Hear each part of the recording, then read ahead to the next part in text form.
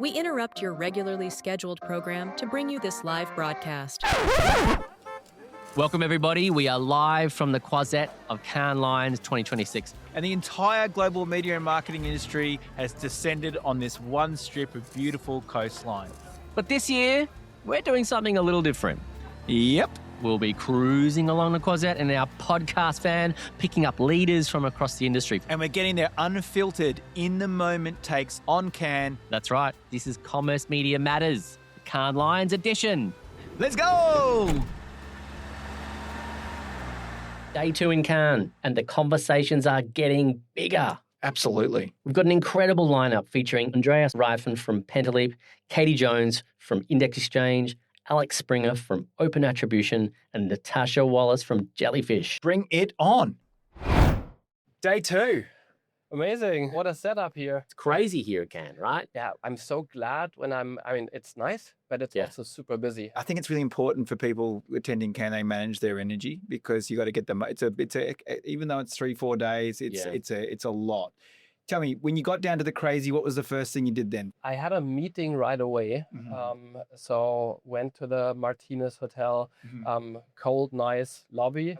Last year was my first year in Cannes. Yeah. So I always refused to go to that place where AdTech parties or AdTech companies celebrate themselves. And then, so this is I think the 5th year for me. Over that time, it's definitely, matured in terms of people come here to get deals done now. It's not just the junket anymore. There is a lot of business development to be done, and people are pretty serious about that now, I've found. I feel the same way. So we're a small company. We're super efficient. It's Pentaleap is mostly bootstrapped. So we have to spend our money wisely. So for us, it's it's a bonding event naturally. It's nice to be here with the team, but it's also a super efficient business gig. So we book meetings, we split the group, everyone goes somewhere else, and we're trying to have as many meetings as possible and to drive business forward. So look, there's been some interesting things that we've already got. One of the things that Nick and I noticed when we got down here is the influencer networks are now on the main beach. Influencers have been here many times before, but it looks like they're such an integral part of the advertising ecosystem now that they've sort of really arrived this year. That's one of the things that we saw. Yeah, we're seeing obviously AI is a key theme everywhere. Last year was sort of dominated, I think, by the new guys in town, the retail media guys, but it's definitely everything's AI. Last year we were pretty close to working and partnering with companies around AI. This year they're entertaining partnerships, which is great to hear. They've leaned in. They've had a look and gone, wow, this is more. We can't do this It's a little bit more complex than we thought. Let's bring in a partner. How you find that with your conversations? Are you finding companies a bit more receptive to what you're doing more than before? Well, first of all, I feel there's a lot of noise, and I can only speak for our tight space, retail media. There are maybe 10 to 12 companies in our space that matter, and buyers seem to be super confused and overwhelmed, because whether you actually do have AI or you don't have it, everyone is pitching the same thing. I have to add, Pentaleap does a phenomenal job at articulating that and telling the story of, hey, this is a really complicated space. Here are our competitors or peers. This is what we're all doing. And you're helping to educate that market too. And you do it very transparently.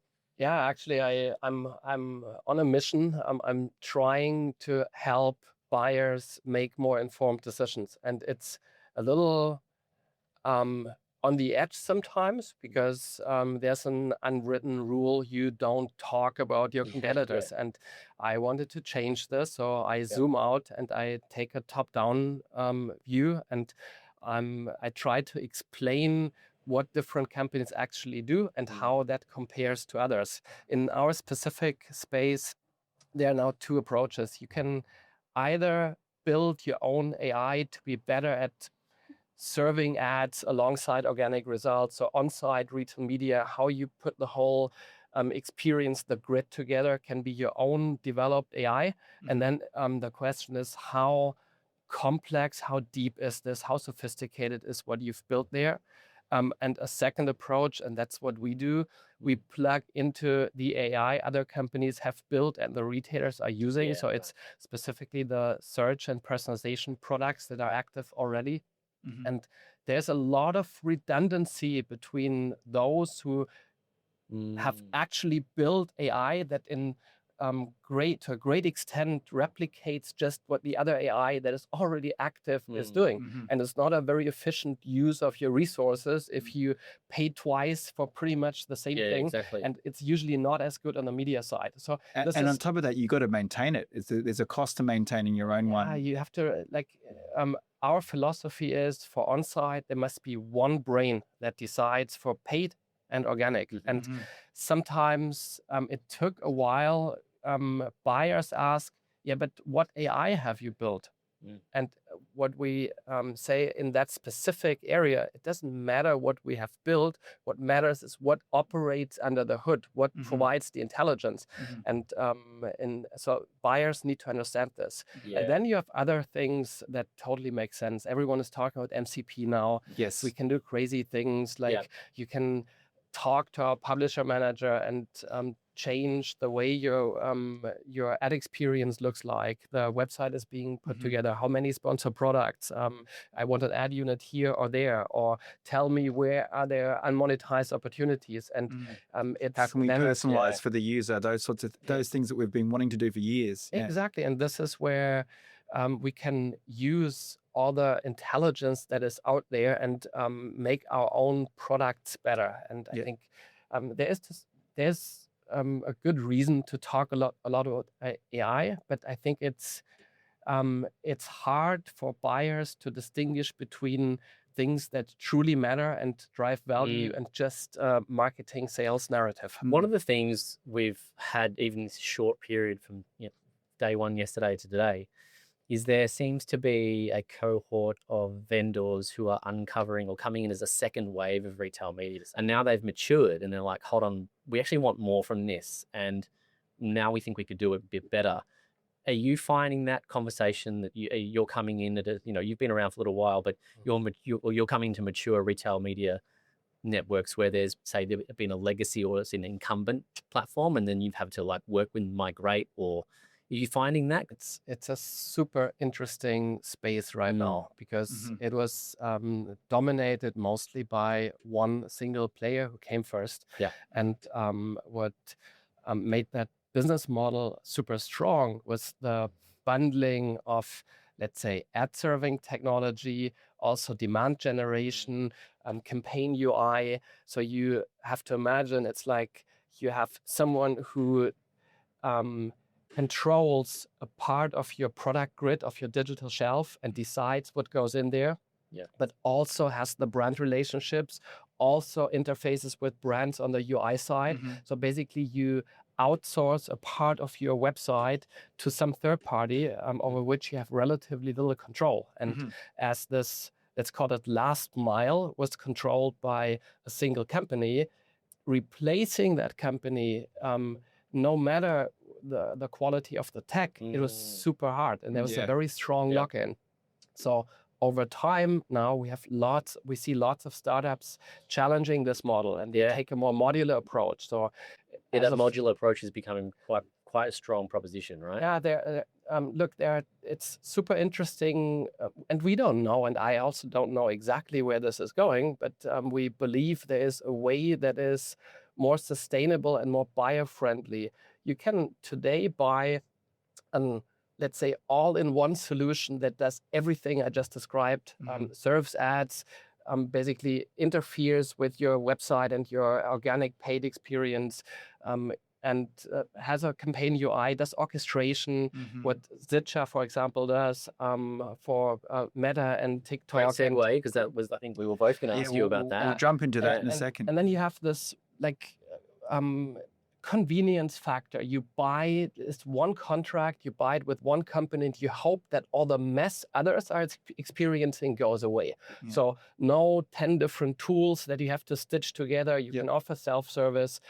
So that's one model. And in a market that moves super fast, that's a risky thing because you never know, does that one company catch up with all things? And everything moves so fast, are they going to stay on top of it? Yeah, Exactly. So in a very volatile market, point solutions and the best of breed seems to they coexist usually. And as the market matures, some want more convenience and consolidate everything. So the one model is we do it all, and we have several companies in the space. It's Cadi, it's Kevil, Topsort, and many are trying to be this one platform. Osmos. Osmos belongs to those. Yeah. We at Pentaleap take a entirely different approach. And what we are trying to do is we do not mess with anyone who does things on the front end UI orchestration side.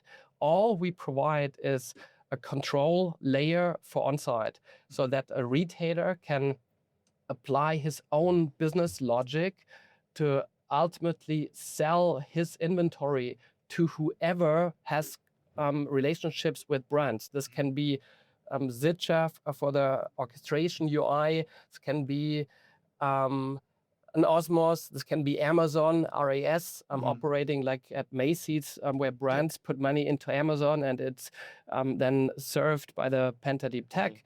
It can be our partner Teats. So whichever, like either direct sold, which is usually what comes with orchestration, or demand from big ad tech can be funneled in. But it's one piece that controls the grid, the digital shelf, not with our logic, but we provide infrastructure to do it based upon the logic that is already active. And then you can plug in any campaign UI for orchestration, any demand source. And the advantage of this model is you replicate basically what Google and Meta have done. They would never let anybody steer anything on their website, like how ads are being served alongside results. That's controlled by Meta, that's controlled by TikTok, that's controlled by Google. So we want to bring the same model to retailers so that they control everything that happens on site, but are free to choose who they want to work with on the demand side. And that's that gives them so much more flexibility, doesn't it? Now, I want to you mentioned it, but your partnership with Zitcha. You Tell just us made about the announcement? it. Yes. What brought us together is the same philosophy. For on-site ads, we call it unified ranking. And unified ranking does not mean we serve ads into predefined fixed tiles. It means that we use this one brain to rank sponsored and organic, include banners and so display and video, but in a way that drives margin across the ad business and the e-com business. Gotcha. So Zitcha is pushing sponsor products over to Pentaleap, and we render the entire grid and make this more fluid and rank those products organically. Fantastic partnerip. Congratulations to you both. What a great offering. You talked about the one solution for all, which there's that one, and then the modular solution. The flexibility of the modular solution seems to be where retailers are moving to now because of the advantages you can get. Does that complicate things, or do you think it simplifies things? It depends on how you actually operate. And if it's a grown setup, sometimes you started with on-site, then someone told you, oh yeah, but we need to run Google ads. So you plugged whatever, SA360 in. Next week, somebody came and said, oh, now get me up on TikTok and CTV. So you kept adding tools. And the problem with the complexity grows. Yeah, it's even as a managed service, you have to use 5, 6, 7 different UIs, different tracking, different measurement, and then you need to pull the data together. So if it's a managed service business and someone is savvy, he can handle that. I think that's totally fine.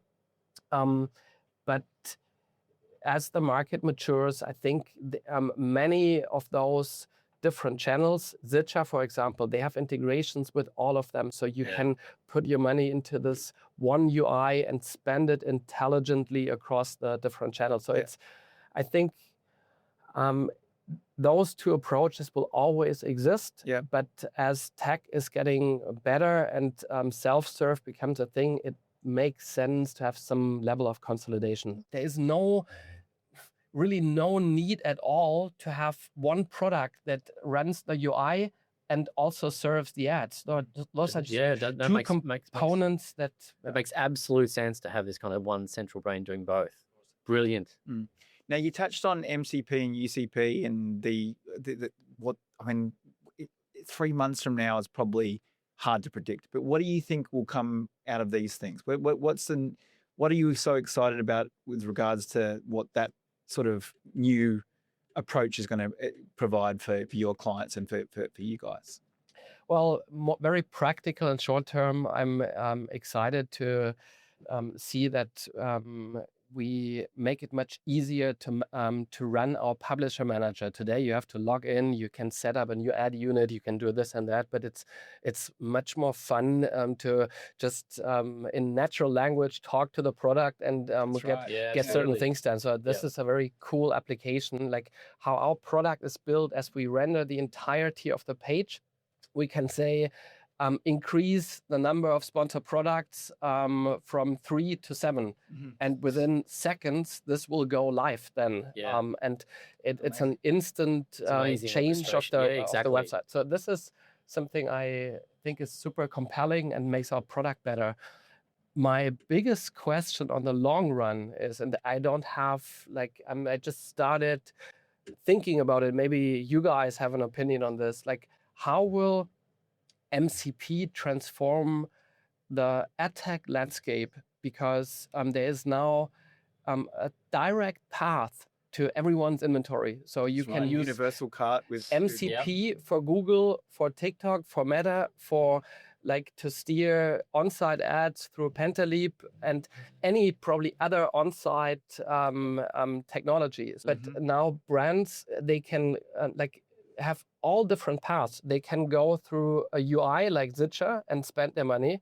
They could go through Amazon, connected to Pentaleap and spend their money on site. But they could also go via MCP directly to the on-site inventory. And that's like the, what will the supply path look like? Well, I mean, what I'm excited, you've nailed it. I'm really interested in what the supply path will look like. I mean, coming from my publisher background, where you only see 36 cents in the dollar that's spent by a marketer making it to working media, I'm hoping that these new leaps in with AI are going to clean up the supply path a little bit so that brands can see that dollar they're spending, working hard with the right target market, doing the right things, closing the loop with retail media, those sorts of things. So I'm particularly excited about that concept. I think it's early days. I think, we spoke to the Google guys at NRF in Singapore, and they were showing us the universal cart stuff. And, I guess some merchants are a bit apprehensive about signing up with Google around providing the full agent transaction layer. In 3 months' time, it could be we could be in a new universe. I think it comes back to that for me, and we've talked about this a couple of times on the podcast yesterday as well. Is we're talking a lot about the AI, and we talk about our own products, and we talk about what we're taking out to market. I'm really interested in that consumer experience, and is the consumer going to lean into this and help drive this? Is there going to be the uptake fast enough for Google to turn around and go, hey, we've created the demand here, we've got users on board, merchants, you have to sign up. It's interesting. In our space now, you have two sides. You have like agentic, advertisers going direct, but then you have the other side, like, will consumers still hit websites and shop on a retailer's website, or will it all happen in AI chatbots? It's a tough one, isn't it? It's impossible to predict. There are certain things that nobody can predict, but we can guess what will happen. And my guess is it's not the most compelling experience to buy fashion, for example, in a chatbot. And you want the experience. Exactly. The social, like if you look at a TikTok, that's much more disruptive for shopping than ChatGPT or Claude. Because you're browsing. You're shopping, you're browsing, you're surprising, you're delighting. There's color, there's brand, there's site. That's shopping. Right? Exactly. And this does not happen within ChatGPT. So I think that traffic from AI chatbots, it will be a channel. Only to a very, very small extent, transactions will happen elsewhere. We see OpenAI walking this back already. So they now drive the traffic over. Then there's a theory, and the decision is being made within the AI chatbot already. And then the user just hits the product detail page, puts the product into the basket and buys it. So the retailer has basically lost all control. All vision and signals. And I think that's where OpenAI's first approach has sort of hit some snags, is that the retailer doesn't want to let the control over the front end of the consumer, the consumer relationship with OpenAI. You can't just stick a button on there and then get all the data. So the retailer wants to have that relationship with the consumer. They don't want to be disintermediated. So a really interesting space. Yeah. Hey, we're so thankful for you to join us. Amazing, mate. Cheers Thanks for having me. All right. Oh, well. So welcome to Commerce Media Matters. Thank you. Let me put I'm going to strap Yeah, in. otherwise it beeps at you too. Okay. Safety first in this van. So your meetings yesterday, it was all go. What were some of the key themes that you got from the meetings so far? I think we've had loads of the key themes coming out have been quite interesting. I think last year, there was so much hype around AI. I feel like this year it's all about like real world examples. Like people are actually using it. It's improving day to day. We've been talking a lot about that. Demonstrable, tangible. Yeah, like actually how are people using it and how much time is it saving and how are people redeploying the resources in their business? Feels like everyone's feet has landed on the ground around the AI. There's not so much hot air and talk now. It's like, okay. I know we're an industry of magpies. We get excited about stuff. But like it's such a squirrel. Exactly. It's really nice to actually be talking about practical use cases. Yeah, absolutely. It's funny you mention it because it is a bit of a key theme from the people we've already spoken to, is this whole with AI, it's the brilliant basics. Everyone sort of feels like they've landed on the brilliant basics and now they're kind of feeling their way out into doing a bit more, but it's all around the efficiency play and getting better at what we need to do, right? I started my career in programmatic, hands on keyboard, like actively trading campaigns. Yeah, right. It wasn't called a trader, and there was no the titles were not as cool back then. We were all making it up as we went then. Exactly. So, But at Index, we've started our first AI use case that our customers are benefiting from now at the moment is deals troubleshooting. You talk to any trader, the amount of time they spend, like just wasted time being like, and it always turns out the things that I've done in my career, I have set up a campaign with the wrong start date, the wrong end date, without created, all of these things that will like block a deal from going live, and just being able to, like, this is not something that takes huge human brain power. It's a question of like, do the settings on one side match the settings on the other side? Yeah, and where's the disconnect? Exactly, and that's like a perfect dream use case. It's and like the technology exists to address all this now, exactly. right? And so if you can free up trader time to not be focused on the boring kind of, find one mismatch, they can instead be investing that time in driving more performance. And I think that's where that second phase of AI gets really, really interesting. We are seeing, really the rise of custom optimization and custom partners, and that's sitting on the supply side rather than sitting as it historically had always on the buy side, on the DSP side. And I think what's interesting there is that then you can have this sort of a lot of those that time that you've freed up that can be focused around setting the rules, setting the sort of boundaries within which the really smart, potentially agentic AI can operate to deliver like that real campaign benefits to the advertisers. What's all those things that we dreamed of, the personalized, ads? Those things can now actually happen because you've got the tools to make that efficient now, right? Yeah, and not only that, if you're working with if you've worked with a DSP for a long time, you can be really happy with the results that you are seeing in terms of performance. You get a lot of, great, they're hitting the CPA. We're in a lovely van here. You're trying to sell trying to get people to sign up for test drive a luxury vehicle. the DSP can learn what works and get really good at hitting your like KPIs, hitting your CPA objectives for that. The last thing you want to do is that same model, that same algorithm, just to go and use to help your competitors. It's a really, automotive is a tightly competitive field. Yes. And so I think that's where the beauty is of each brand now being able to own their own algorithm means that, you're no longer spending your marketing dollars to train up a model to help someone else. Everybody else. You can have your own model and you can take that with you. That can sit on the DSP, it can sit on the SSP. It's much more portable now than was ever possible before, just because of the level of innovation that's happening in the industry. Yeah, right. And what are you seeing from an innovation perspective in the industry? Saying, love that we use the word portable and being able to move those models around. What are you seeing? What are you hoping to see this week in Cannes even? I think really just a sort of we're seeing this like renewal, this sort of epiphany within the industry, where historically the DSPs have been the only brains on a campaign, right? The SSP was there purely to normalize the signals we get from our publishers and pass that information through to the DSP.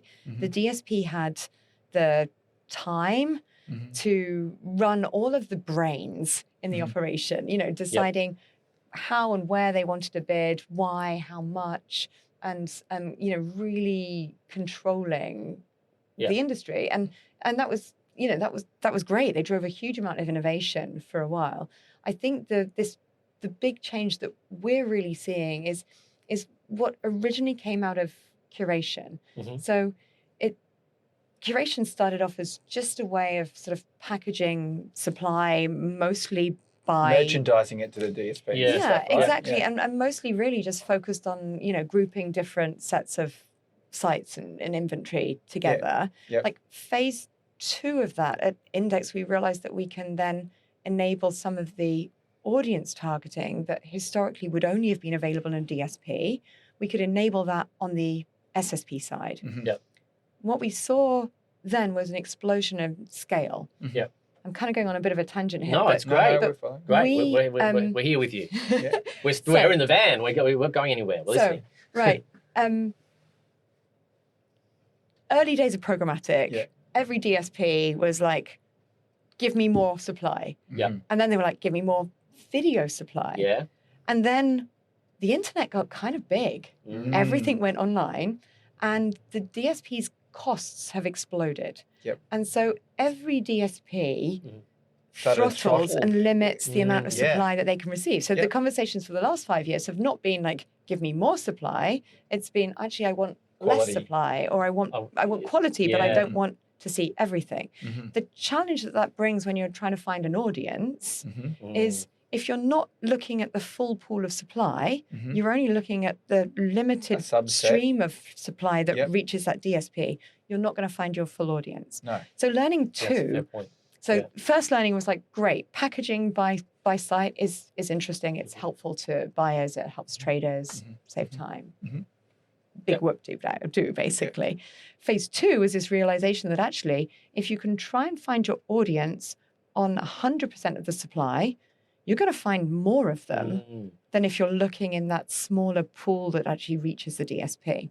Well, you have an efficient way of looking at that larger. Exactly. That so you suddenly get to look at 100% of the audience that you want to, and then you can pick and choose within that if it's if that's what you want to do. Yeah, it's a good call. And I think what we're seeing now is really this interesting third phase, where we started to see, well, hang on, we can see this much more scale. What else can we do in this period? And I think that's where we're now at a point where you can actually see more signal. The amount of information that we get through to from our publishers is very dense and rich. What we pass on to the DSPs is a very normalized version of what we receive. And so there's more information on the SSP side. There's more scale. because we've not throttled Yep. anything down. We're playing with 21 million queries per second. Yeah, wow. And so that's enormous scale. And so if you want to get real performance out of for your brand, for your agency, doing that in a place where you have more signal, because ultimately it's the data access that you get. Big theme this week still. AI is here, but data's a big theme. Exactly. So getting access to 100% of the data, getting access to 100% of the supply, and getting access early is really what we're talking about here. So when we're talking about this big change in programmatic around sell-side decisioning, we're seeing more and more people want to run not only their packaging, not only their audience and their targeting, but even their custom optimization.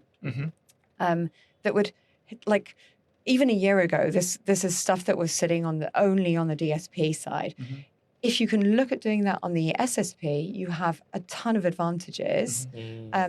And it also just opens up the space for innovation. It's now no longer only the DSP who's innovating to drive performance for advertisers and their agencies.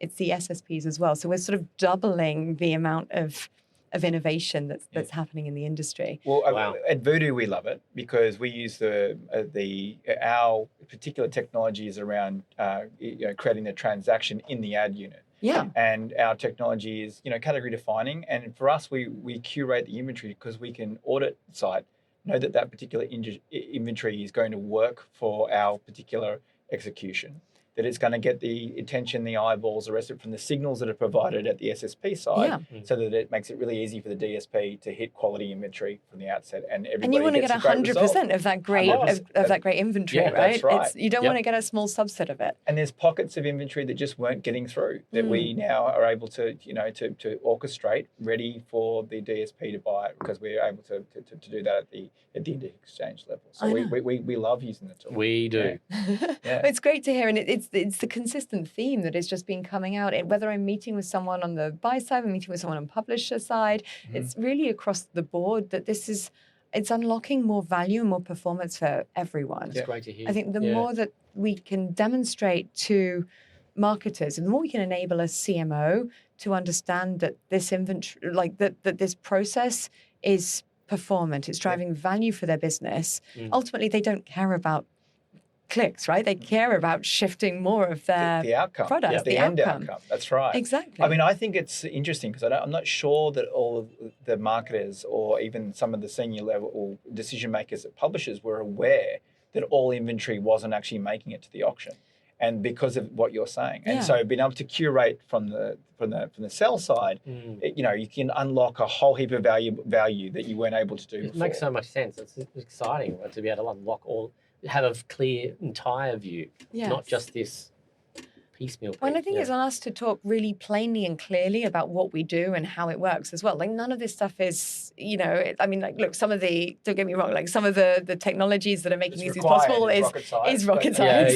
But ultimately, this is just about, are you fishing in a tiny pond or are you fishing in the ocean? It's and are you fishing with the pond with all your consumers in, or are you fishing in the pond with none of your consumers in? Exactly that. And I think that's, it's that. This is not stuff that's hard to understand. No. And so I love, the work that, you're doing, driving this van around Cannes this week. Yeah, it's amazing. So the AI, is a big disruption to the open internet. Obviously, a large part of what you guys are doing is supporting the open internet. Where do you see the future of, traditional publishers, inventory, it's a big question. With that challenge? It's a big, challenging question, but it's a lot of our publishing friends are sort of, grappling with what their role is. What's your take? Yeah, look, this industry is an industry that is used to going through dramatic periods of change. Right? We've talked already about the explosion of the internet that a lot of folks didn't expect. That was unexpected. I think what I'm talking about with a lot of our key publisher partners is getting back to quality. Quality journalism, producing quality content that people want to engage with. If you just want to know, when did England last win the World Cup? That is something you can, when you run a search for, you're going to get one easy answer top of the page. It's not something that needs necessarily in-depth Coverage of. And so, yes, previously publishers were benefiting from someone clicking through to the site to check, maybe not that detailed, but, very basic stats. And I think what's interesting now is to see the investment that's going into making good content. And I was seeing our most successful publisher partners really leaning into their, almost like going back to basics, as you said, like leaning into what makes them special and unique. The basics are it's been a theme. Yeah. And Paul's mentioned it a number of times over the last couple of days. It's really important. Yes. We've got all this technology, all this innovation, but I think there's a realization now, it's like we've got to get the basics right. Or Absolutely. we're not going to be able to deliver on the dream here. And I think it's really then about how are you adding value to your audiences, and how do you understand how your audiences, how do you understand your audiences and understand them better? I think we're also, the other big trend that continues is really that move around getting your audiences registered, logged in across all of their devices. So not even now only a desktop and a mobile, but also potentially a CTV device or other devices. And so we're seeing our publishers also leaning into that sort of channel agnostic, device agnostic approach, so they can really connect with their audiences in the best way and give them what they need. And it also, on the other side of that, enable brands and to engage with the audiences at the right time for them, whether that's through audio, whether that's through a video creative, whether whatever format.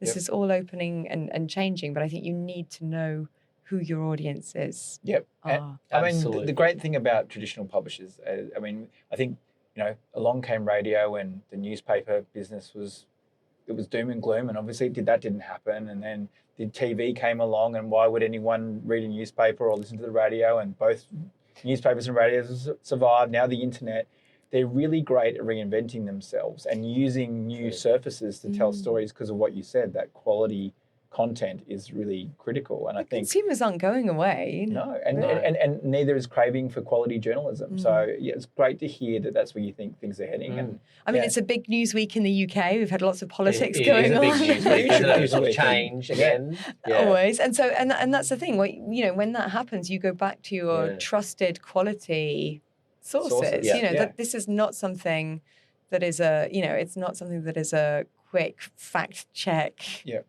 Search. This is something where I want to read the opinions of the journalists that I trust and relate with. Do you think and more? I think now more than ever, the brand of that journalist, right, as a creator of content, right, that's in the new school, and also the brand of that publishing house is really, really important, because as you just said, you want to read the content from those particular individuals, right? You go back to those logos to consume that premium content. But it's interesting, I know we've sort of gone down the news route now as well, but like we're seeing our premium, news partners are not thinking only about their own channels, that, they're also building out big TikTok channels and followings, big YouTube followings. And so it's interesting to see that it's much more to your point, really about the, that connection that you have with your audience, and they've all worked out that their audience is everywhere. I'm particularly fond of my career at News Corp for 13 years, and I think that they're doing a really interesting job around embracing new channels. They really are. There's some great social stuff that the commentary, the crime coverage that they're doing on TikTok, for example. There's whole new audiences being introduced to traditional news brands because of the way they cover stories. Because you have these seasoned journalists that also sort of almost know the crime families, alongside a really young face, putting a young vibe on it, and they're opening themselves up to new audiences. Exactly. So, I was going to say News UK, but News Corp, News globally are doing a great example of that, leaning into. It's also taking that brand of that publisher to those new audiences as well, right? The brand shining through, like Wall Street Journal, Times, things like that. Well, that's the trusted sources, right? Correct. The Wall Street Journal, these sorts of guys have built up so much trust over time, so much professionalism, and that return to. So do you think with the return to quality journalism is the theme, Do you think that they will go less is more with the ad space as well? I'm hearing mixed things from different partners. I think there is a focus on making the user experience really good and really strong. So that's not necessarily, quite a lot of them certainly, and across Europe, I think have already got very, very delightful user experiences with very low ad load as it is. Not everyone across the board, but that's generally the sort of pattern. I don't see that there's a real advantage to adding a lot of ads. They really need to keep that experience premium. But I think it's playing around with what are those different formats. I think we are seeing a lot of people leaning into having their journalistic teams create more video content. Again, monetizes at a higher price point.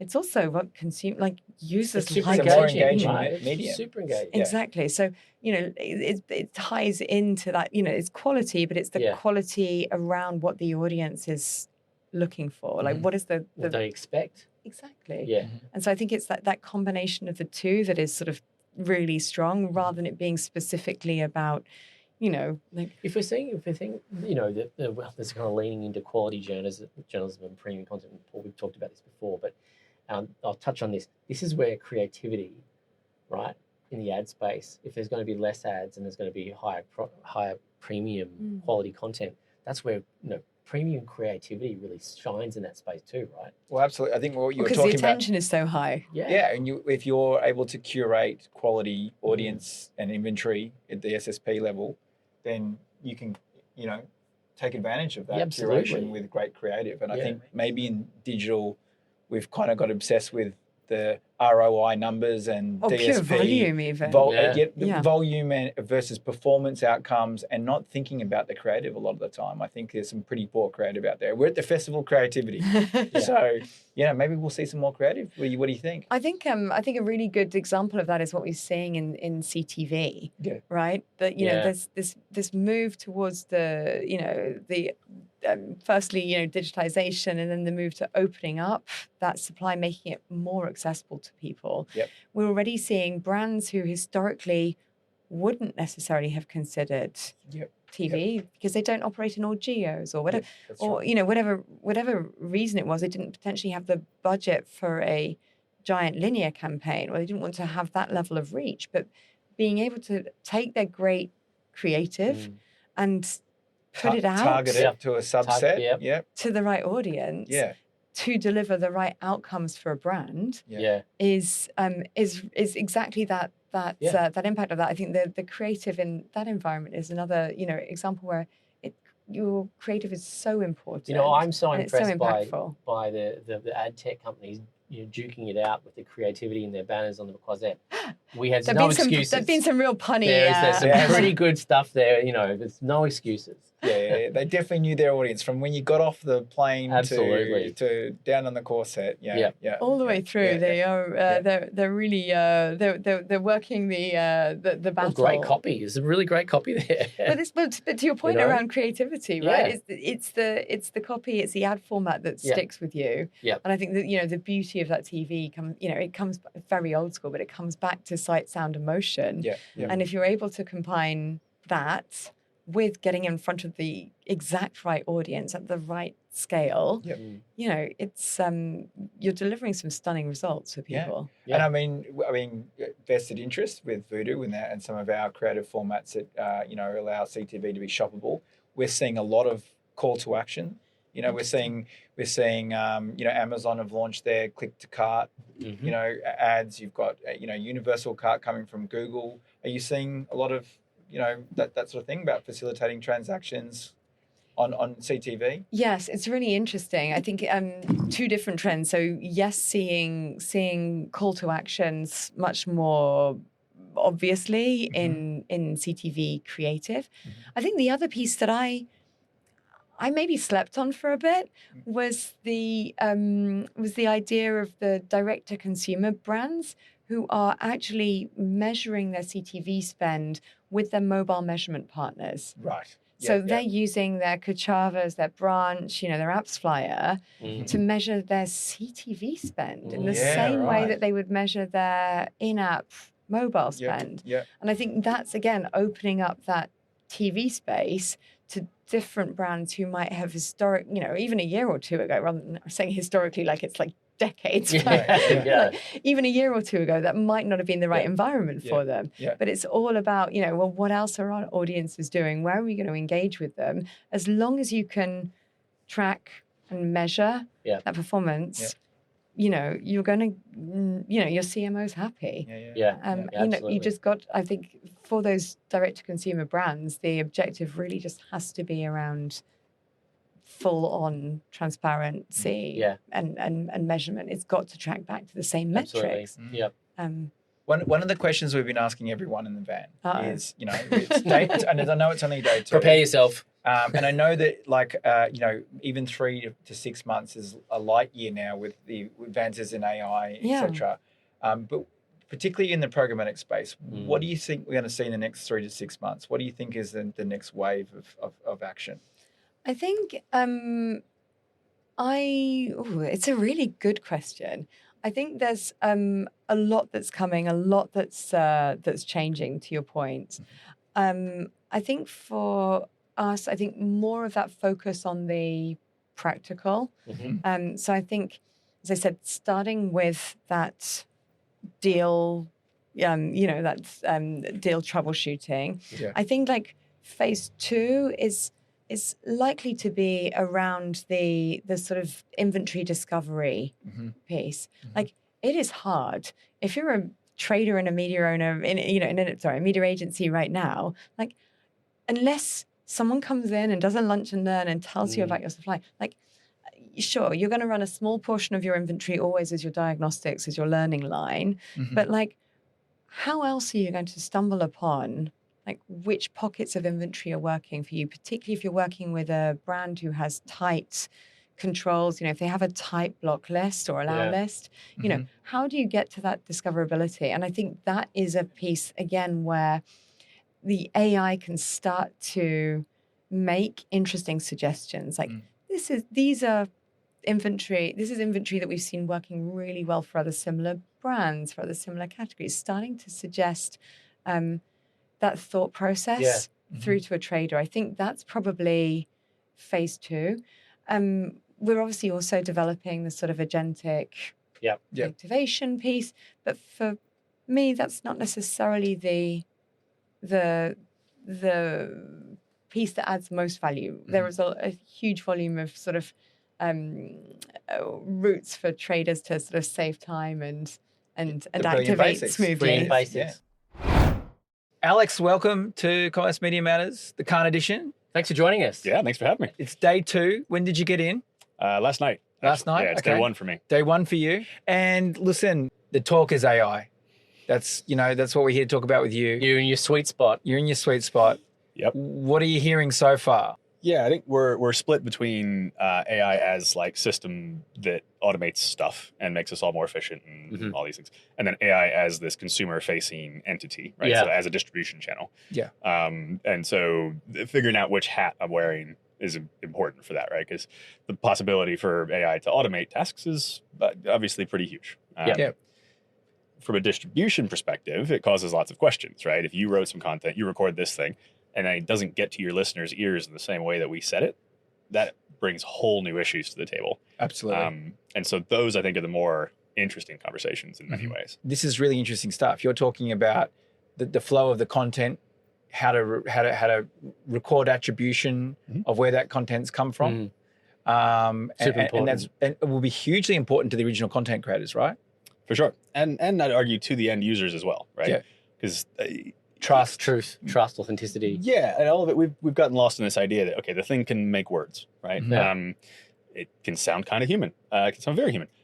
But underlying that is all the stuff that we've written over the last centuries, right? Underlying that are ideas that come from people. And we used to have this concept. We in most places still do, of the thing that produces the words or the statements is accountable for those words or those statements, right? Yes. Like, as I get to know you, I learn more about where you're coming from, and therefore I can trust what you're saying or not. Yes. Right? Yep, If you tell me stuff about commerce media, I'll probably trust it. Yep. If you tell me stuff about space, then maybe I'll be like, oh, maybe Great Assault, you know? Like, but what we don't have right now in our AI systems is that ability for it to say, this is why I know what I think I know. Yeah. Right? Okay. And we need to be able to trace that back. Very nice side effect of that is that we can then go back to the source of that information, and we can attribute it credit for that. And then we can do all the stuff that we do here in Canada around marketing, around influence and payments for influence. Yep. All that can be a nice effect of that. And the ownership of the original idea, which I think, you know, a lot of content creators are, you know, we're scared of with AI, you know. Yeah. And that we used to, like, in addition to accountability, right? Yeah. If you say something wrong, I can should be able to hold you accountable for that. Yes. Yeah. It is also the right to own your information, own your content. It's your right to give it away for free if you want. It's your right to withhold it and take money from it. We have long established licensing rights and copyright law that says that the thing that you created, right, is yours. And so we need to really focus on, like, what does that mean in this new environment? I would argue that all the AI labs have taken advantage of that stance and the fact that we took that for granted. 100%. Taken all this content, and now here we are. Interesting. We've seen some movement in this space from the likes of News Corp, where they've, you know, done deals with the big LLMs around the content that it trained their models originally, and I think that's fair. Do you think, though, I mean, News Corp's obviously a big entity. Do you think other publishers have the same ability to do that with the LLMs? There are a few, right? So, like, New York Times has a deal with OpenAI, People Inc. They are thinner on the ground than they were a year ago. Of course they are. I think we don't have a way of understanding the actual value that a piece of content delivers to an LLM. The original deals, I've heard them described as effectively just apologies for damages done rather than an actual, like, economic model for future. And as they've come up for renewal, as maybe publishers or brands that were not part of the original set of deals has said, oh, well, I'll maybe do a deal now. I think people are finding that they're not quite so available. And the LLMs themselves, like, it is obvious that the content has value. What value, right? For each individual word, for each sentence, for each article. And if we can't figure out a way to describe that, even if we know it, and they have trillions of dollars of money going into the AI systems, therefore they're valuable. If we can't figure out how to actually describe what should they pay for content, then they won't. Especially when there's such a good black market. No, that's a fair call. Yeah. And so that's a lot of what the work we're doing is trying to figure out what is the language by which we can describe influence of a piece of content. In many ways, what would be wrong with the LLM if it didn't have that content? Yeah, right. And this is why they should pay for that, right? Not in kind of a ephemeral, like, we just know it way, but in a way that actually sets the future for an economic model that makes any sense. So we don't need to name names who may be a little bit more on the side of not wanting to play ball, but who's doing it somewhat right or closer to doing it right? And maybe is it a regional thing? Is it happening, you know, is it more of an open kind of market in the US and less wanting to play and want to just get out there and take it over? Or is there a little bit more structure here in Europe? That's a good question. So in terms of folks that are playing ball, right, the people who have previous publisher relationships are in a natural space to do that anyway. Yeah. Microsoft, Google, right, they've already got consoles and reporting that can show publishers how their content showed up in search, that sort of thing. Yep. And so it's a fairly natural, it's a release for them to add new features. You think, like, OpenAI has never had a dashboard whereby a content owner logs in, right? That concept is foreign to that organization and that technology. And so all that will be from scratch. That's assuming a desire to engage, which I don't really see in any real way from people like OpenAI, right? Yeah. They show up at WANIFRA a couple weeks ago in Marseille. They talk about, yes, we want to support publishers. Yes, we're all for journalism and independent media. They don't send any money anywhere. So like the support is thin on the ground, right? And they've got the few showcase deals that say, okay, we're going to basically carve off folks, right? And publishers have, I'm not going to say incorrectly, but have taken those deals and done well off of it. But it doesn't benefit the broader industry because if they can carve off, a framework's lacking. Does it set a precedent though? If OpenAI and Meta and Google have done a deal with the likes of News Corp and other publishers, aren't they admitting that content has helped train the algorithms, and therefore is there no recourse for them to go back and undo that? Because once the model's trained, it's trained. I mean, I get your point around the value of each piece of content in that model and training, but wouldn't it also be up to them to prove how they're using the content? So yeah, I mean, to me, it seemed like a really clever move by these guys, the bigger guys. I hope smaller publishers can follow suit, because it felt like they've now set at least a precedent that, hey, you've used my content to train your model and you've put a value on that. and maybe over time they can ratchet that volume. I don't know. What do you think? Yeah, I mean, there's a few different bets being placed right now based on where that shakes out, right? There's kind of the big deal all you can eat version, which had the benefit of being pretty straightforward. Right? I give you tens of millions, you give me your entire archive of content for a year or two.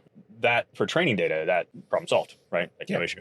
For up to the minute data, you need a different deal, right? You need something that can provide you like Associated Press is the natural place for this to occur, right? You go, okay, I need utility news. I need news so that when someone says, what's the latest in Iran, my agent actually knows what's happened yesterday and not what was 3 years ago. That is a good argument for a paper access model. It says, okay, how often is a consumer actually asking that question? That has not proven to be particularly viable for anyone yet. Like, no one's making a lot of money on per scrape. I know it might sound obvious, but one of the things we've had just in the short period of yesterday and today was around the technology exists. We can do this now. So to flip it on its head and say, hey, aforementioned LLMs, we need you to track this, and we need you to value it, and we need you to do it, and we need you to pay for it. They have the technology to do this now. Of course. So it's not about if they can or can't. It's about they don't want to. Yeah, for sure. And like there's policy reasons to not, right? If you suddenly show all the content that you're using, you expose yourself to all sorts of potential issues. There are right now they're in this weird classification where like they're not responsible for things that they get wrong. Hallucinations in AI overview are hand waved away as the products of an entertainment system, right? Copilot still has that clause. So to expose that data goes, here's how much I took, here's how much I'm making off of it, and here's how correct or incorrect I'm getting it. And all of a sudden, every solicitor in the UK has a big target that they can go, oh, okay, cool. Now we know how much to sue you for. But we have to get out of the antagonistic side, right? Like at some point, we have to get in a room with the LLM systems that need this content and with the content producers of the world, which one could argue is humanity, and acknowledge, because like OpenAI doesn't want to kill journalism. I don't think that's the case even a little bit, right? But we have so many layers of potential policy issues and potential lawsuits and like a long history of distrust that it's really hard to just sit down and say, okay, we forget that for a minute. Technically, can we do that to your question? Yes. What's blocking us? Nothing on the technical side. Okay, we need an entity that can receive these events that is trusted by both sides. Okay, we have mechanisms for building that, right? And then we need to find a way to go, okay, let's do this. Let's have a bit of a reset. Let's do this in a way that everyone can benefit rather than having our guard up the entire time, which is where we're at now. Okay, so that then belies the question, where's governments at? Where are they at? Yeah, so there are governments that are more consumer protection friendly than the US, right? So you've got, in Germany, for example, a court in Munich has issued a ruling that Google is responsible for the information that comes out of AI overview. This is a good sign. We like this, right? I think that idea of like holding the creator of the statement accountable is important. Well, it's lacked in a lot of other spaces over the years. Almost all of them, right? And you've got like Section 230 in the US, right? Which protects the platforms from what the users post, that kind of thing. So like the tacit acknowledgement that LLM systems are not just reposting user stuff is a useful admission, and it places that responsibility on the AI. Like, I don't envy government their job right now, because the trick with that is that they've now also said that AI overview is creating original content and therefore has to be liable for it, which feeds into their argument of saying, well, we're not just stealing and reproducing content, right? We're creating original content. Look, the court just said so. So we're in a bit of a cake and eat it too situation where on the one hand, we want to prove that these models are synthesizing other people's content, but then also we want to hold them liable for what they create. And that's, to my mind, a pretty new space. Wow. Big job. Because I think it is such a big job. I think there's lots of people that are hoping for government to intervene, to come to fruition. I mean, we did see some government intervention with Claude and the latest model. And, I was Clauding away on the new model, and all of a sudden it vanished in Australia because, Trump intervened. You think we'll start to see a lot more of this? I think there are a few things that I would like to thank Donald Trump for. Doing that is one of them, because it has sent a really clear signal to the rest of the world, along with the tariffs and the rest of this stuff, that maybe it's time for folks to develop local models, right? There's a lot about like sovereign tech happening right now, right? So my answer is there should be an Australian LLM. We should create the environment where the UK and Australia and Germany can have an LLM that is built on their data, that is owned by local corporations, government companies, whichever, right? And this reliance on and enriching of Silicon Valley-based tech companies does not serve the rest of the world very well. No. Um, And harder to govern. and it's hard to govern. I mean, there's always a conversation in Australia around media with these social media companies that don't pay tax in Australia. Yeah. So they earn buckets of money and no tax. Yeah. So we talk about regulation, and fine, but you have these transnational corporations that are able to heavily influence local government policy. Right? Of course. So Yeah. the UK CMA They can fund the lobbyists as long as as far as wide as they want. Yeah. So being able to effectively create an environment, right, where you can have a world of innovation, particularly when we're talking about systems that have inherent biases, right? Like you interact with ChatGPT, you're getting a very specific perspective and point of view, right? Versus a grok versus, Exactly, right? And like if my options are talk to Sam Altman's brain versus Elon Musk's brain, like give me a better option, right? If I'm a UK citizen now, and if I want to talk to something that has a bias towards my local environment when I'm talking about certain issues, right? Yes. And I want to be able to talk to something that has a different bias when talking about different issues. Like we should have that option, right? So when they shut off things like Fable, like it'll come back, right? At some point, someone will bend the knee and off we go, right? But I think it's a good wake-up call. Yes. To say local, whether it's SLMs, whether it is kind of government subsidized, which I know is a terrifying word, right? Advances for large language models for local districts and regions. Yeah. Like there's a lot of work that we can do in this moment to try not to get back to this like hegemonic thing that is one Google that rules the world. Yeah. So all the LLMs have sort of talked about this and they have attempted to look at affiliate models. Do you think that's the way that brands can get involved and advertise it, the advertising ecosystem before, or do you think it's just going to be straight ads now? Where do you think it's going? I think Sam Altman came out and said that's the model he wanted to pursue. He didn't want to go down the blatant ads front. Ages ago. Obviously, that's changed. Yeah. They're experimenting heavily. Because that's what happens. Yep. Where do you think it's going to end up? God, that was so long ago in LLM years. In LLM years, I've now exactly. like forgotten. Yeah. 3 months ago is a long time in LLM years. I think they have a trust issue, right? And it's funny because like if they'd asked anybody in the affiliate industry, we could have told them that was happening, right? Like I was just having a conversation with a very large kind of tech publisher, and they've solved this, right? So like the journalists review the products in isolation, and then they hand the reviews off to the monetization team. The monetization team takes that, then preserving the journalistic integrity, monetizes it as best they can, right? But it's not the other way around. It's not saying which is the highest commission, therefore this gets the best. There's still church and state. And we all know sites where that's not true, right? There are plenty of publishers out there that are not. It's not that way. But like the good ones, right? Tom's Hardware, Wirecutter, these folks for electronics, right? Like we trust them, and it's because they built these walls and how does ChatGPT build one of those, right? The Claude ads during the Super Bowl highlight the challenge in a really funny way. But it is that same problem of like, we don't trust these systems anyway. Trust in ChatGPT is not very high. And as soon as it starts to smell like it's been influenced by something we can't understand, the way through that, shameless plug, is to look at something like what Open Attribution is working on, which is to say, as an end user, you should be able to say, what actually influenced this answer? Why does this machine I'm talking to know what it thinks it knows? Did the answers come from Wirecutter? Did they come from random 20-time arbitraged URL XYZ that says nice things about Bose because it got paid to? That's right. Right now, that is not very visible. No, right. And we pretend like the sources and citations are good enough, but like when's the last time you looked at them, right? So we need to be able to say as a consumer, here's how we build trust. And then the affiliate model works. If we don't, then it won't. Is that where we see a cost per citation model to pay for the people that were the original content creators? Is that something that we could see in the future? Potentially. We've got ways to go to get that data out, right? Right now, the GEO industry is trying to effectively do that through guesswork, right? So I run 1,000 prompts, and then if 500 of those prompts, they're all about running shoes, because that's the only example we all use. If 1,000 prompts all about running shoes, 500 of those are from Runner's World, therefore 50% of the revenue associated with ChatGPT as a referral should be attributed back to Runner's World, right? That's a lot of jumps.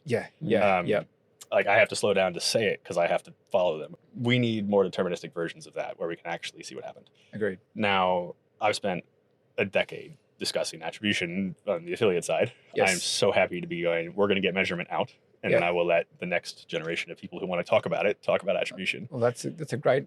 That's great. That's a great aim. I mean, that's because if we have, it's a pretty big task. It is. Well, and getting the measurement out, I'm hoping sets us up for a better environment too. Yeah. Right? Yeah. But like, I'm so curious about measuring influence. Right. Okay. Well, yeah, there are 20 sources in here, but only one of them mattered. Yeah. Right? That was the one that made the final decision. Yeah.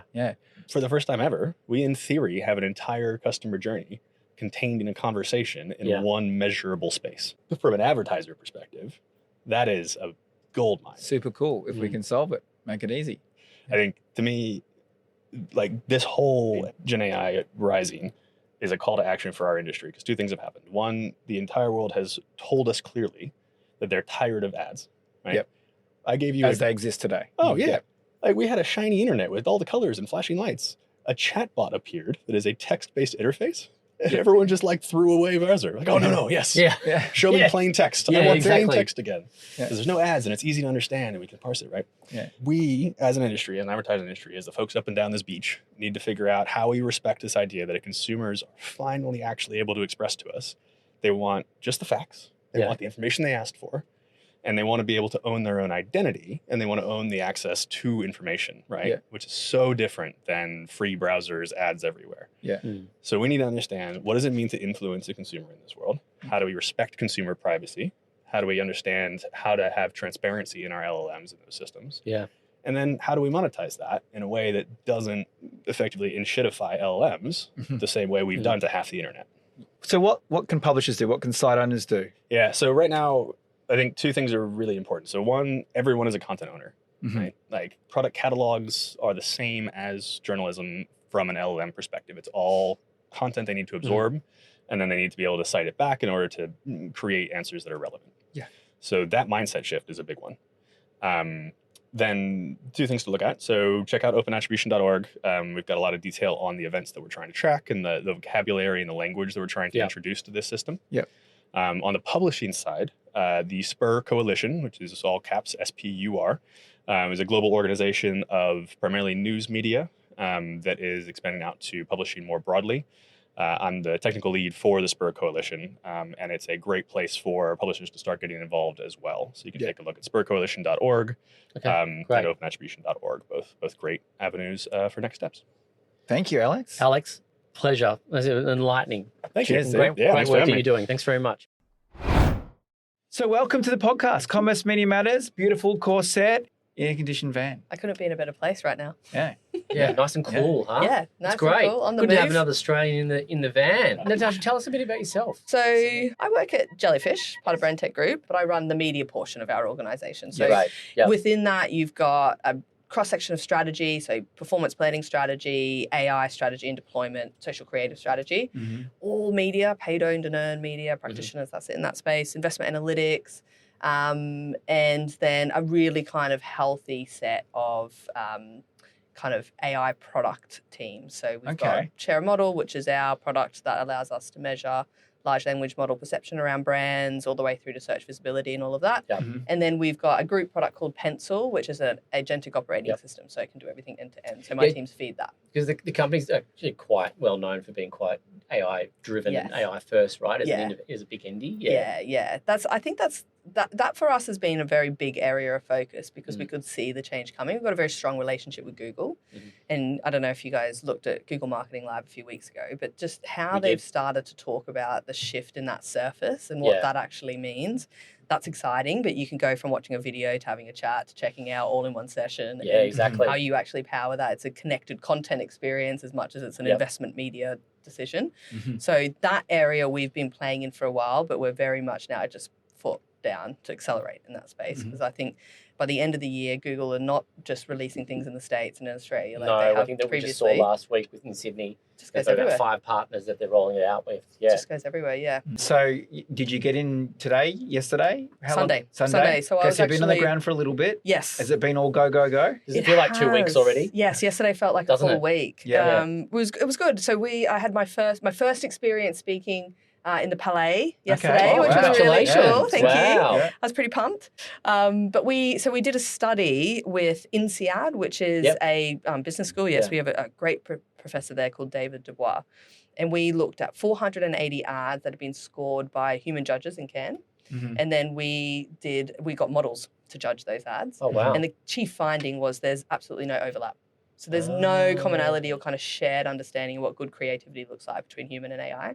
And then we delved into that. So like, what does AI? What do models like? What do humans like? That's so cool. Yeah, it was really cool. One of the themes has been the brilliant basics for all the companies that we've spoken to about having their brilliant basics set up so that they can take advantage of what AI can do. Yeah. Including things like making sure their content and their site is machine readable. Yeah, totally. And their ads clearly are judged by, well, the content they're doing is being judged completely separately. Yeah. So really, that's a great study to present. Yeah. Yeah, it felt like chapter 1, like there's some kind of specifics that came out of it. Models are systematic in the way that they process information. Human beings are more heuristic. We like narrative and story. We infer.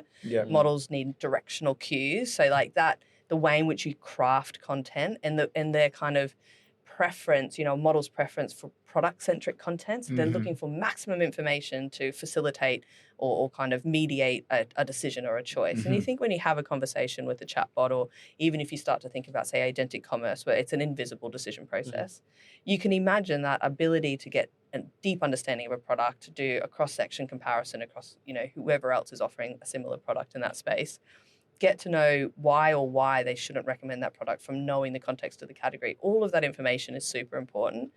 We kind of rely on human beings knowing what the context of our products, because they fall into categories through a need. There's going to be something that is triggered in their life and then they're exposed to our product. We kind of need to educate models on that. We need them to know what are the emotions behind the exactly. decisions. Yeah. What's the category entry point? How do you evaluate that? Why is our product number one? And we need to be deliberate in that communication. And then if that starts to become invisible, so you're not actually seeing that conversation take place, then it's scary for brands, because they don't get to participate in every step. They kind of go from start to end, and there's a machine that's kind of facilitating that decision path. And then it's just really about products and sprockets rather than the brand that the product is, isn't it? If it's just left to those non-heuristic features of a product, it's just a selection process by what features can be packed in. And so Nike versus Adidas doesn't matter. It's how does the shoes think? But we know in human choices, the brand represents so much for someone. So it feels like that, but we still need brand. And so distinct brand assets, DBAs, really matter, because if you think about how information is stored within an LLM, you're going to have, all shoe brands are going to stack on top of each other. Yes. It's like it's a node, it's an information parcel, and then it's like running shoes, boom, boom, boom, boom, boom. So how do we make sure that we've got a distinct and differentiated proposition, so that first a model knows Nike from Adidas and can actually, make a decision as to which one. But also consumer consensus really matters for LLM. So looking at how you can have a conversation strategy, and that's brand. Yes, brand is like, how do you get people talking about your brand and your product in environments like YouTube, Reddit, social forums? Models rely on those as sources. I call it an influence mix. There's all of these places models go to get information, and they're trying to find the best recommendation. And to do that, they want to make sure that they have consensus across, the consumer. Multiple sources. Yeah, exactly. Exactly. So it's all the reviews, it's the UGC content. Totally. So it's advocacy, it's how your brand creates fame, it's how that brand echo is then felt across all of those different forums. So it's like an indirect impact of having a really strong brand strategy. And I think that's the risk with a lot of brands. They're like, okay, I need to flatten my brand, machine legible, and that's my focus. And I'm like, no, you need both. You need both. You always do. There's never a silver bullet with anything new. No, totally. You've always got to do the long and the short of it. People it's binary. Everyone's like, now this, then that. And it's like, that's not the it. grey. Yes. In the middle. Given such a strong position on the brand assets, which I love, coming back to what you said at the start in regards to being deep in with Google, what's happening with UCP and those surfaces, what's your position on the experience? Because the theme for us is also consumer. Yes. Putting consumer at the heart. We're all here in Cannes. We're having a great time talking, blowing around trumpets. But at the end of the day, it's the consumer. Yeah. So where's Jellyfish in regards to how do you approach the UCP, these surfaces, and ensuring that brands show up there with those brand assets that you're talking about? Yeah, I love that you've said that, because we're quite bullish on agentic commerce and that shift, because if you just strip away marketing and you just think about being people, that is so useful. That utility is going to be rapidly adopted. You think about Rufus generated, 12 billion in incremental rev for Amazon last year. You can think about a universal wallet that actually does some of the kind of challenging parts of making the final decision for you from Google. It's going to look at, are you buying at the right price? Do you have compatible products within your wallet? Competitive pricing is the first port of call, right? Exactly. That's the first thing we're going to see agents running across. It's just so good. And so why wouldn't people use that? You know, like at the end of the day, they want to take the fear and the risk out of buying. So for us, the big focus has been on product feeds, actually.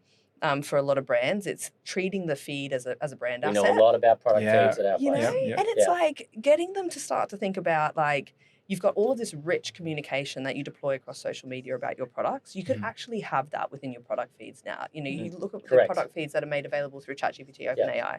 It's like, how do you start to bring some of that texture about your product into the feed? That becomes, you know, step one for a lot of our brands. I have some clients that are asking me around how they're actually building MCP and agent-to-agent utility within their brand ecosystem.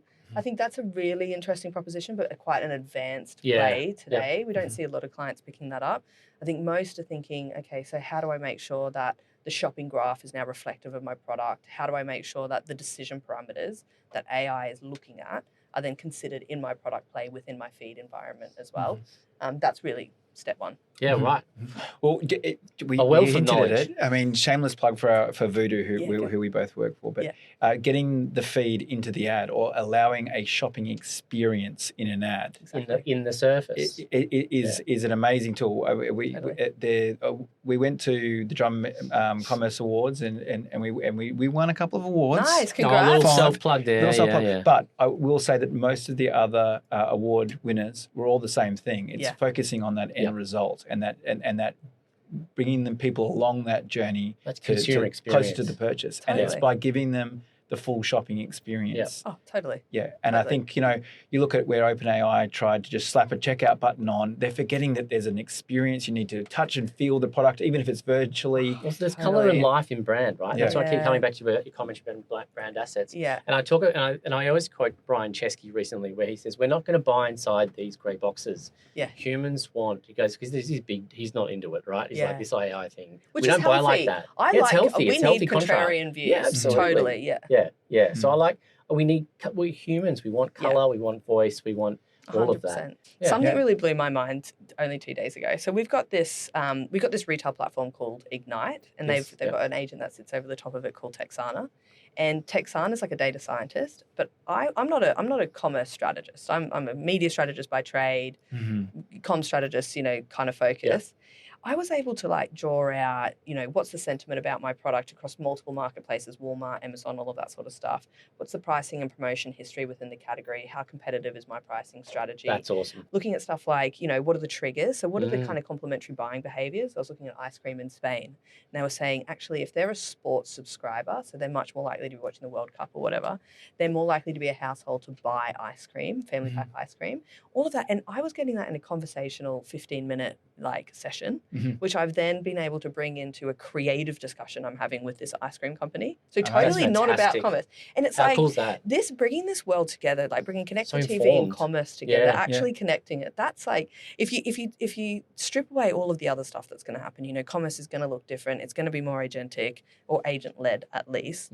The ability to extract insights and pull that upstream into strategy is just, it's thrilling. And it's like here now. So that for me, that was one thing. And then probably the other shameless plug is share a model. I think it's worth brands thinking deeply about their brand perception in platform and understanding the evaluation parameters that agents scroll through when they're making a decision. Share a model allows us to do that. So we can look at how a model evaluated a product, what you scored as a competitive set against your 3 closest competitors against that attribute.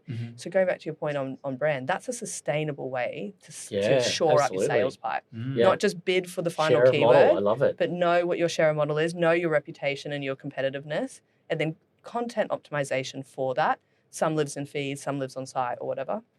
I think that's the future. And that's going to simplify really cool. Content. It's going to get us back together. So final word, if you are sitting on the plane on the way back and you've accomplished one thing, or you've heard one speaker, or you've got one thing out of Cannes this time around, what will it be, do you think? You know what? This is probably anti everything I've said now, but AI saturation point is at an all-time high. Yes.